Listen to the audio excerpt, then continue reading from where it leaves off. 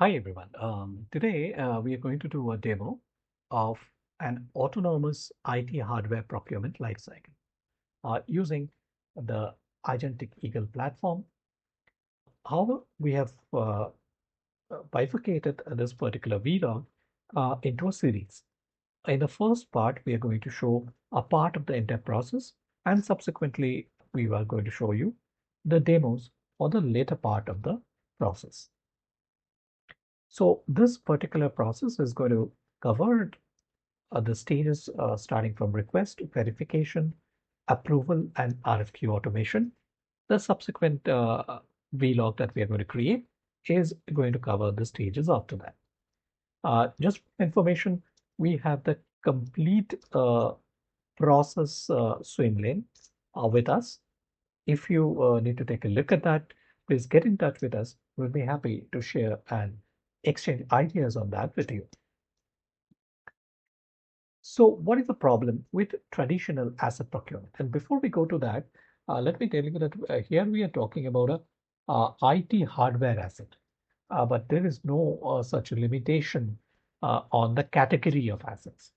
This particular autonomous process is applicable to assets of any type.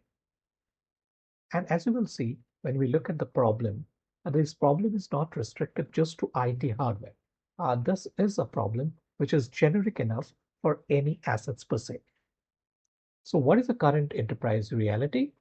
That there are multiple manual handoffs in the process. And we'll see who are the stakeholders. And there can be human stakeholders and there will be system stakeholders. And we'll see that complete list. However, that's keeping that in mind. What we say out here is that the approval passes between different teams via email and spreadsheets with no central tracking. The business impact is that there are longer cycles, weeks lost per request due to manual coordination overhead. And obviously, there is a question of customer delight, which gets messed up. The next enterprise reality is that there is no life cycle visibility. Asset status is opaque across stages, creating delays and missed SLAs. As there are no single source of truth for request or asset status, hence the process opacity. And finally, there are approval bottlenecks. Human-gated workflows stall procurement, inflating cycle time significantly. If the person who is making the decision does not have all the necessary information with him to make a correct judgment on that particular issue or on that particular request.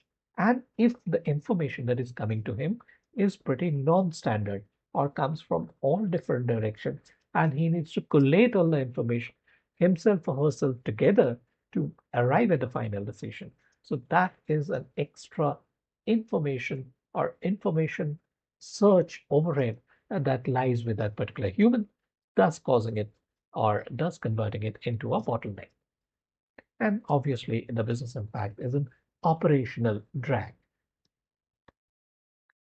So the vision that we have is of an autonomous asset lifecycle, a self-orchestrating procurement process powered by AI agents, where every handoff, decision point, and workflow step is intelligently coordinated without manual intervention. So the entire process involving request, procurement, delivery, and assetization at a very high level. AI agents coordinate systems, stakeholders, and workflows autonomously, transforming a fragmented manual process into a continuous, intelligent workflow.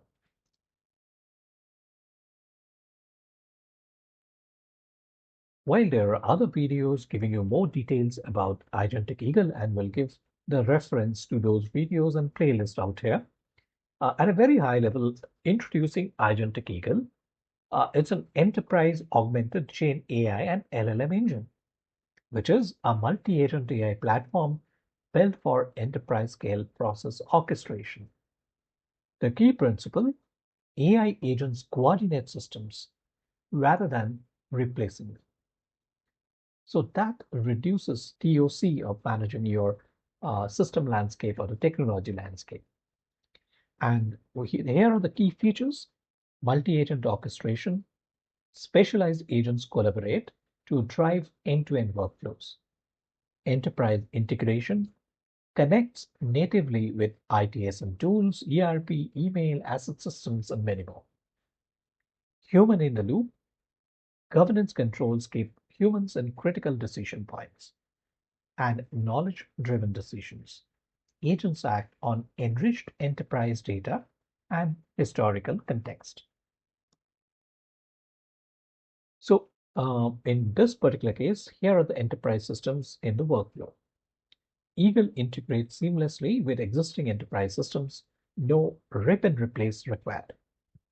So in this case, we will come across an ITSM tool. Incidentally, it happens to be Freshservice, the origin point of all IT hardware requests. Tickets are automatically picked up and routed by the AI agents. We are making use of the standard communication tools like Gmail, Outlook, or any other email client for its sake. So AI agents send and parse emails from RFQ dispatch, vendor responses, and stakeholder notifications. When it comes to purchase requests, purchase orders, and good receipt note, we will integrate with an ERP. In this particular case, it's going to be SAP. And finally, IT asset management dashboard, final destination for all procured assets, updated automatically upon delivery and assetization. Now, let's take a look at this, that we have four enterprise systems involved, or four components or four elements in the enterprise system which are involved in this particular process. And there are multiple different human stakeholders. And who are they? Enterprise employee who initiates the hardware request via the Freshservice ITSM.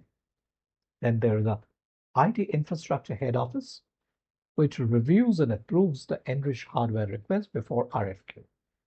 There is a commercial team which evaluates vendor quotations and negotiates pricing before finally arriving or choosing a particular vendor for a particular asset request. Then there is a vendor management office, or the VMO, which oversees vendor engagement, compliance, and onboarding. And once again, it comes back to the ITInfra team, which manages final delivery verification and asset registration.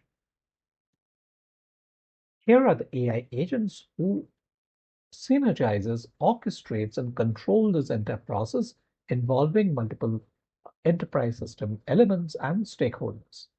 So they are the IT hardware request analyst agent, which validates incoming requests, check completeness, and interacts with requesters for missing information. Then it goes to the RFQ agent, identifies top vendors from the knowledge base, and generates and dispatches automated RFQ emails. Henceforth comes the ASN agent, which tracks advanced shipment notifications and update ticket status throughout the delivery journey. And finally, the asset track and trace agent, which coordinates all of it, manages the entire asset lifecycle updates from delivery through ERP GRN, completion, and dashboard registration. And here is a complete end-to-end autonomous lifecycle, starting with asset request, request validation, approval, vendor quotation, purchase request, purchase orders, shipment tracking, delivery verification, asset creation, and finally ERP GRN completion. So the 10 orchestrated stages from initial request to final asset registration executed autonomously by Eagle agents. And this is the process swim lane, and we have a complete detailed process swim lane with us. If you need that, just get in connect with us, and our details, contact details, are going to be there available to you at the end of this vlog, and you can make use of that, reach to us, and we will be happy to share and interact with you on this particular process swim lane. So this is the part one of this vlog series. In this part, we'll cover hardware request creation, AI-based validation, request bifurcation, and ITInfra head office approval, and initiation of RFQ. In the subsequent vlogs, we are going to take care of vendor responses and evaluation, procurement and PO issuance, delivery tracking and ASN, and assetization and GRM. Now, here are the steps. The first step is raising of an IT hardware request. And with an IT hardware request, you can choose the particular piece of hardware that you want and add it to it. In a single request, you can ask for a single type of IT hardware or multiple different types with multiple different quantities of each. Then the AI agent is going to make a request analysis, verify the category, check completeness, identify if anything is invalid, and request for clarification if required. Then there is a multi-asset request detection. In case a particular request has multiple assets, then it is going to split it into child tickets while retaining the parent reference. And then there is an enrichment and a review process. And finally, the approval by the ITInfra HO. On approval, this is going to the RFQ agent for initiation of the RFQ. And now let us get straight into the demo. So the first thing that we do is we need to raise the requests. And this is how the dashboard of the Freshservice ITSM tool looks like. We will go to the ticket list. From here, we get the create button. We are going to create a request. Let's choose a store printer. Here are some custom fields that we have created for it, like the make. And let's say we want a Samsung, and let's say we use something else. We use Zebra, and we need a store printer practically. So we place the request. Then, as we had said, that we can add multiple items to a single request. So let's add one more item. And in this particular case, let's say, let's choose an Apple MacBook and submit it to the request. So this request is done. You see one request created, but let us create one more request. So we'll once again go back to create, go to request, and then in this particular case, let's add something like, okay, let's do a Logitech wireless mouse and place the request. So this request, we'll keep it single. We'll not add anything else to it because we wanted to kind of check a single item request or a multiple item request, check both the scenarios. So currently there are two tickets which are created. So now let's go to our agents. And just to kind of show you what agents are. Agents are basically nothing but there are servers who would be running forever, polling for any new tickets which are generated. They will go ahead and process it. And in the next poll time, which is configurable, it is once again going to come and check for the request. There is another server called the email action server, which is going to take care of the email related orchestration or the approval process orchestration, which is implemented via the common email clients. So let's go there.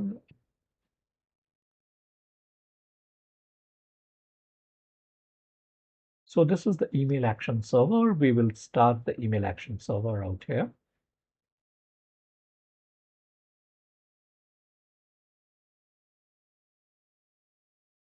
And then let's go to the IT hardware request analyst agent and start it.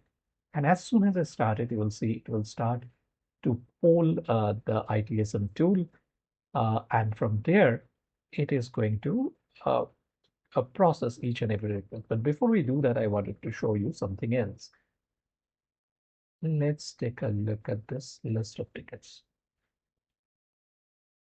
See, automatically we have put an automation flow whereby any new request, IT hardware request, which is getting placed, is getting assigned to this agent called IT request analyst agent.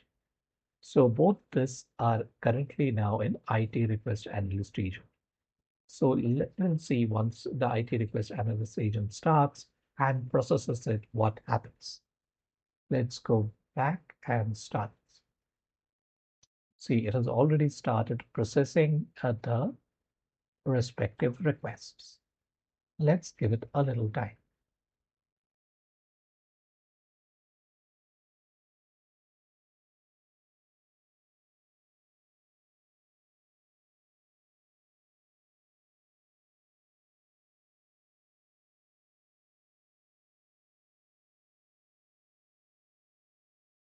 So it seems it has processed the things. The next thing is if it has processed it correctly, it will get assigned to ITInfra HO.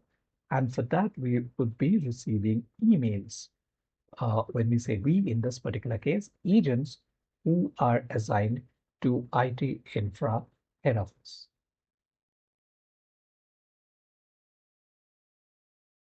Yes, so we have got the emails out here. So the next step of the process will get implemented through these emails. So let's do one thing. Let's first start with the store printer. So this is the store printer email request.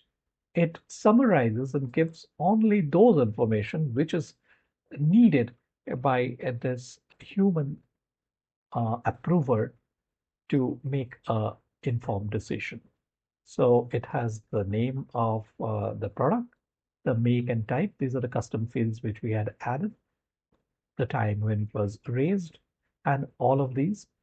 And then it has three buttons or the three decision points. The first one being approved for creation of RFQ. If the approver is happy with all the information and wants to let it proceed forward with the initiation of the RFQ process, then he is going to choose this particular green button, approve for creation of RFQ. However, if there is any kind of communication or additional information which are needed by this approver from the original requester, then he is going to send it back to the requester. And if there are any additional information that the approver himself wants to add to this particular request to make it more legible or to make it more informative, then he is going to modify the request himself. So let's first start with button number 1. So let's approve this particular request for RFQ. And you see the ticket number out here is 99. And we will see the ticket number 99. Okay, let's refresh this. See, initially we had 2 tickets. Now the primary ticket has got bifurcated into 2 child tickets. Each one of these tickets, one is for the store printer, the other is for the Apple MacBook. Let's check this out. See, this was the original request, SR96, which is a parent request. Let's open this up. And now you see there are 2 related tickets which are created for this. So which is 98 and 99. Let's go back to the list. So 98 and 99. So 98 is for Apple MacBook and 99 is for the store printer. And then the other one, which was a Logitech mouse, that is request number 97. So you will see there is no related tickets for here because there was only one single request in this particular case. One more thing you see out here is that now all of this ticket, which were initially assigned to IT request analyst agent, now that the analysis is completed, it has been transferred to the ITInfra HO. And that's the reason why we as an agent of ITInfra HO has received the mails corresponding to that. However, the primary ticket does not have any particular functionality at this point of time, apart from the fact that it is maintaining the relation between the parent and the child. So that's why it has been assigned to a dummy account. So now let us go back to the email, and for ticket number 99, we are going to do the approve for creation of RFQ. Let's do that. And this is where that email action server is going to come into picture. So the ticket 99 is approved for RFQ creation. Let's check it out.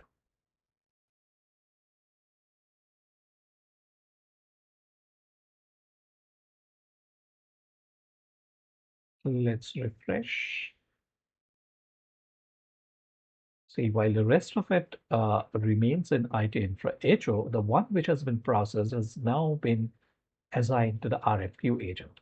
So once the RFQ agent, which is going to run forever and hold for any tickets which are assigned to it, it is going to process this one at this point of time, 99. Now let us go back to the email. There is a small problem. There might be multiple agents who are assigned to the ITInfra HO. So all of them are going to get the request, and only one of them is going to process. But how do you restrict that? So there might be somebody else who comes and once again wants to make a change to this particular request. Or the person who has taken care of this particular request already forgets about it and tries to do the same again. So he suppose comes and clicks on this button now. However, the system remembers that the particular decision on this particular ticket in this particular round has already been taken care of. So it says action has already been taken on this request, and it gives you the name or practically the email ID of the agent who has taken care of this. So if this particular agent wants to kind of know more about it, he can connect with the agent who has taken an action on this and kind of contact him over this email. So this takes care of the first part. Let's see the next decision part. Let's take the Apple MacBook.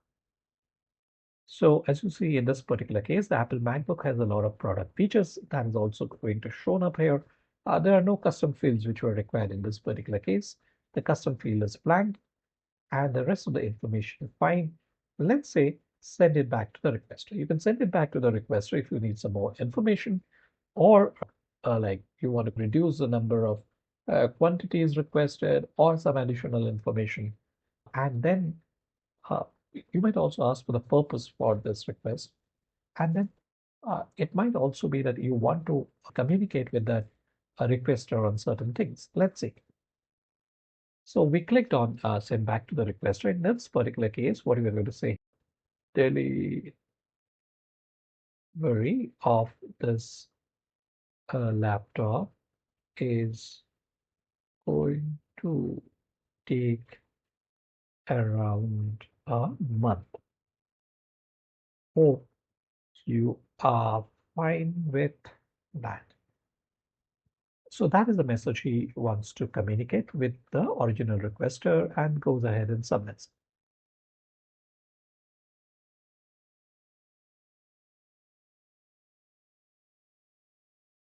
So as soon as he does that, a mail gets sent to the original requester. In this particular case, pranab@agentic.in, because I have configured the original requester with this particular email ID. So we come here, and in this particular case, it's on a Microsoft Outlook. So this is the additional information. It says the delivery of the laptop is going to take around a month. Hope you are fine with that. And from here itself, directly, the user or the original requester can provide the additional information which has been requested by clicking on this button. He says, fine, please go ahead and submit the information.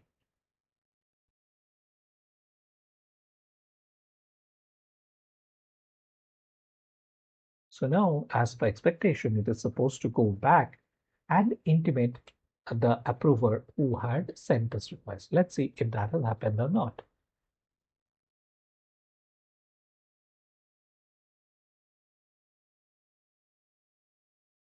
Yes, there is a new email which has come, additional information received. It has obviously the rest of the information in this email is the same, just that here is the information exchange history. So the question which was asked and the response which was given by the user. So now I think the approver is fine with this and he goes ahead and approves for the creation of the RFQ. So he does that. So now ticket 98 is also approved for RFQ creation. Let's see ticket 98. We will go ahead and do a refresh. Yes, now both ticket 98 and 99. 99 was approved earlier and 99 has been approved now, has been assigned to the RFQ agent. Now let us go to the third decision point. We have one more request, which was a single request for Logitech wireless mouse. So obviously, once again, the rest of the email details looks pretty much similar, but here we want to do, the approver himself wants to modify the request. So let's click on this. So what does it say? Please modify the ticket directly in Freshservice. Modifications are allowed only in the description and quantity fields only. After making the necessary modifications, please manually assign the ticket to the RFQ agent. It gives you all the information of what you as an approver need to do. Now, the fact is, in this particular case, like we could have automated this particular process as well. However, we wanted to give or show that uh, not everything needs to be automated. If somebody wants a manual intervention in a special case, even that is allowable by this process. So that's pretty much what we wanted to show you in this particular demo. The rest of it we will show you in the next vlog or the next part of this particular vlog. So this is what we have covered. So this is what the next part will cover. And these are the final stages of the process that will be taken care of. And here are the key takeaways.